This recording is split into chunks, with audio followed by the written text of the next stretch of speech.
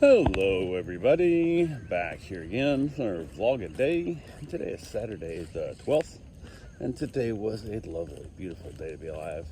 Got this morning, fairly decent time frame, earlier than I wanted to, but got up and around, headed outside, got the dogs out, jumped in the hot tub, got my soak on, and basically just hung out there for a while after I got out of the hot tub, kept the dogs outside, trying to keep them quiet so my wife could sleep in, and she slept in like crazy late. Like it was, I don't know, 9:30 or some junk. Like it was way late, which is unlike her completely. So I was like, hey, let her sleep. So she got up though and was gonna jump in the pool, and decided she had checked some stuff at work. It was one of those deals where she's getting ready to get in there, and she got a message from her boss stating the fact that I guess something about they didn't pay their fire suppression alarm system or something, and she has proof they did, but they changed the payments and da-da-da. So she had to go put those fires out before fire started. I didn't call the fire department, so that became a thing.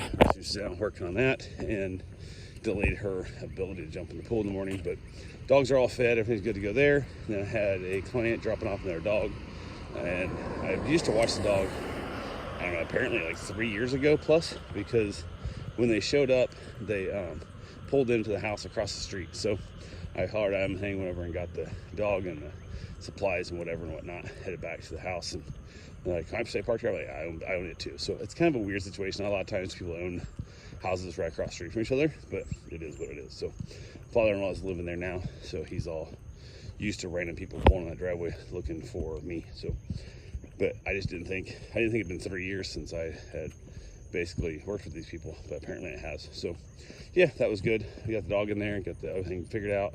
They got me pegs. They're off app, so they're just direct clients now. So got that done. And a little freaking pug. He's kind of cute, but he's a little annoying. So he's decided he wanted to try and chill out, so let him run around the yard. And the moment I came back in to basically, figure out feeding schedules and stuff with the owner, he's already scratching the door like a dickhead. So got the owner out of there pretty quick, and then back out, let him run around the yard a little bit, introduce the dogs. And he decided he wants to try and hump the little pit bull that's here, and she's really not enjoying it, but it's not horrible, but it's not bad per se. So, but I went ahead, and after that, wife had got done with her work stuff. She jumped in the pool for a little bit and was hanging out there, and it's something about she had to take her dad to the fish store to get some water tested and hopefully get some more fish if he's got his water under control, which I doubt it is, because my gut says he's still overfeeding, because he kept claiming he wasn't overfeeding before.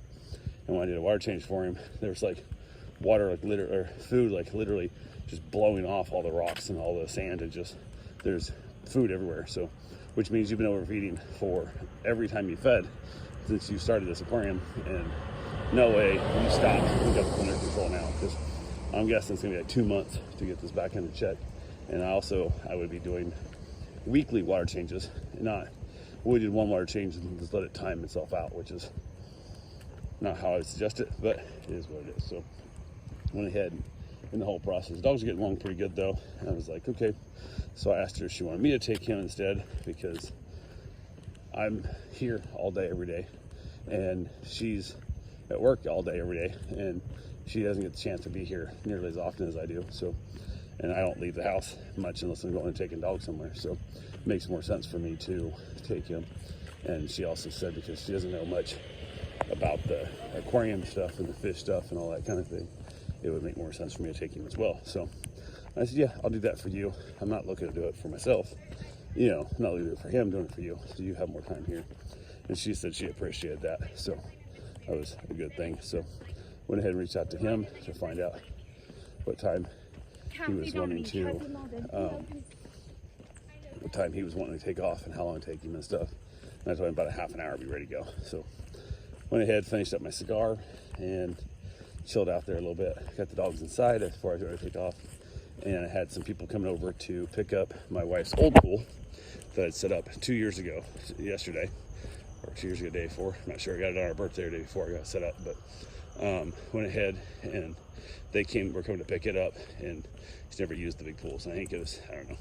I'm hoping she'll use this little pool more instead. We'll see. So, but she used the big pool a couple times when I first got it too, so we'll have to wait and see.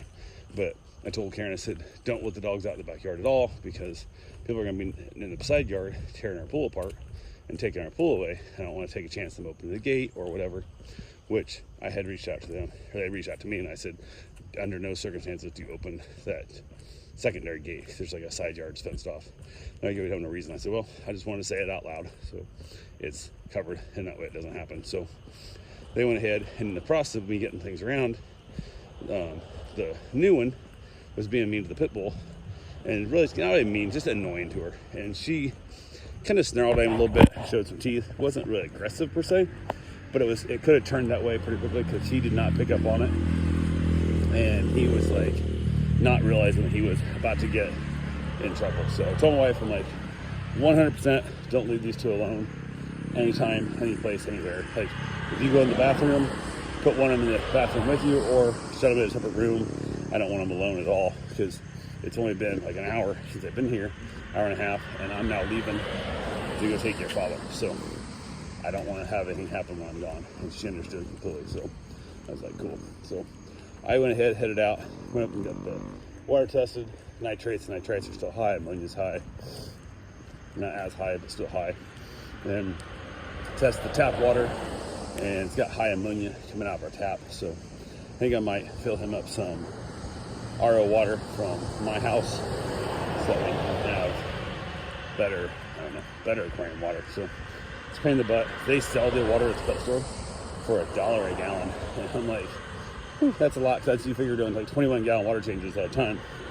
And that's $21 every time you water change on your tank. That's a lot of money. So, but everybody got to make their own mind up of what they want to spend their money on. So we'll have to see how it goes down for them. But yeah, so I'm like, you can buy a good RO filter for a couple $100. So within a year, you would have paid for your filter. And if you went with the filtered water, just be $75 just to fill your tank up the first time. So you're, a third the way towards the filter right there, if that's what you're gonna do. But hey, who knows? That's his choice, his decision. So went around there. He kept asking about some fish. The guy goes, I showed you those fish last time you were here. And he's like, oh, I don't think so. And he goes, yeah. And he's like, here, this is the fish talking about. But when they're juvenile, they don't get the colors you're looking for. So the guy pulled him up on his phone. He goes, yeah, that's the ones. He goes, that's that fish. Doesn't get its full color until it reaches maturity, which is like a year or two in. So you're not going to get them that size, that price, that fish. So we got them over here, but they're too big for what your other fish you have. So back and forth. So we were there quite a while, longer than it should have been. But got some more plants and got another test kit for him, because he bought a pH test kit, which is the least important test kit there is. But that's the only one he bought. So we bought a master test kit that has ammonia, nitrates, nitrites, everything in it, including pH. So the pH test kit was a complete waste of money, because he had to buy the master kit anyway. So why it was sold to him, I don't know. That seemed like I assume he said, I want a test kit for pH, and they didn't bother to ask, hey, since it's a brand new tank, wouldn't it make more sense to buy a master test kit, which is like twice the money as a single test kit, and then you get like 5 tests instead of 1. But hey, what do I know? So headed back, dropped him off, went in, played the dogs some, got back outside, let them run around. Everybody's having a good time, chilling out for the day. Went and got my run in.